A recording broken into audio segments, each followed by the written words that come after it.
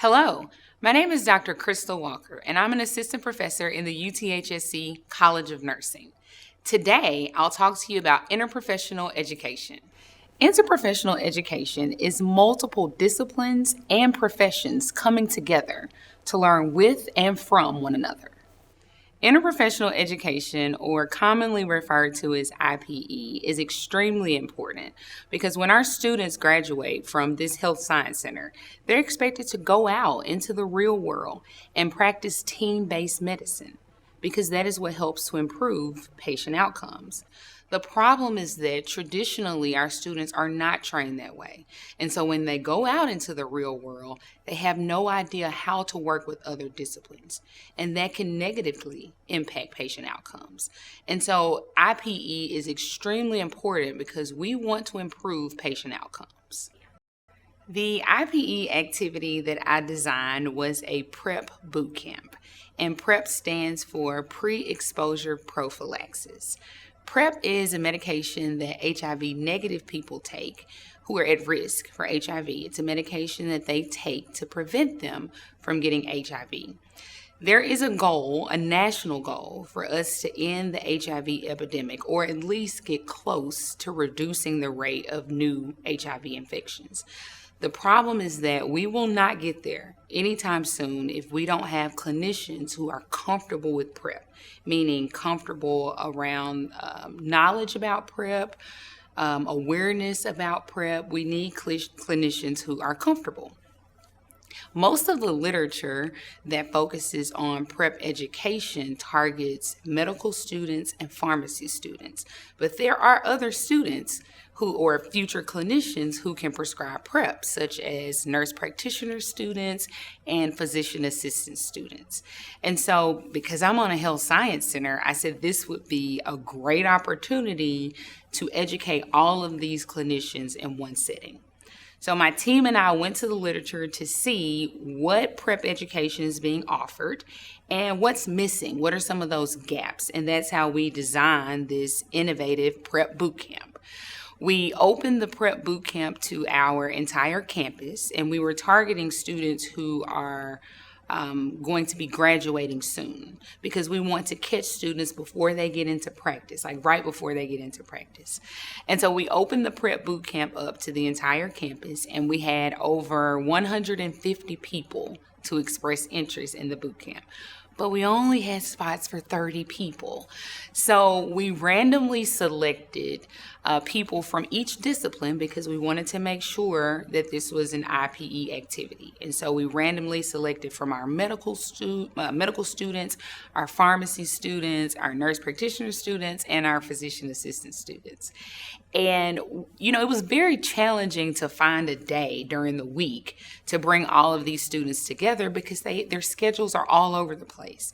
And so I worked with CHIPS here on campus to have our boot camp in their facility on a weekend. And so we had the boot camp on a Sunday. I thought the students would decline to participate because it was on a weekend, one of their free days of the week, but students were still very interested to attend. So we had our boot camp. It was an 8-hour boot camp in CHIPS. Our students came in early on Sunday morning. We had breakfast and they were ready to learn from PrEP experts. The wonderful thing is that in addition to IPE education, we also had professionals from we had experts from different professions to deliver the content. And so the students learned from nurses, they learned from pharmacists, they learned from an expert in patient and provider communication. And so they received IPE learning and they also received the education from the experts. One outcome that I really enjoyed and that the students really enjoyed was the opportunity to work with a standardized patient in CHIPS. That's the reason that we were in CHIPS, because CHIPS offered us this amazing standardized patient experience. So we had our students in these interprofessional groups. And CHIPS refers to them as a deconstructed small group session. And so our students actually interacted as a group with the standardized patient. And so they talked to this patient about PrEP, they collected a sexual health history, and then we would have these, we call them timeouts, where the standardized patient would leave the room. They would literally turn around in their seat, and the students would interact with each other and talk about their interaction with the patient. And it was just amazing to see all of these disciplines come together and talk about that experience. I vividly remember a pharmacy student saying, I never really thought about it that way. I never really thought the way this nurse practitioner student interacted with the patient, I never thought about saying those words because I just wasn't educated that way. And so it was wonderful to see them not only learning with each other in the classroom, but learning from each other when they were interacting with the standardized patient. In regards to the PrEP Bootcamp, I am most proud that we have an opportunity to do this again. And we have interest from students. They want us to do it again. So I sent out a post survey after the PrEP Bootcamp, as well as conducted focus groups to just see what students thought about the bootcamp. I did not ask them any questions related to interprofessional education. I simply asked, what did you take away from the PrEP Bootcamp? What was of benefit to you? And many of them repeatedly referred to the interprofessional component. I remember one student saying, we are siloed in our education, and the people in that focus group chimed in like, yes, that's exactly right. We're siloed in how we learn, and we're expected to go out here and work together and perform team-based medicine.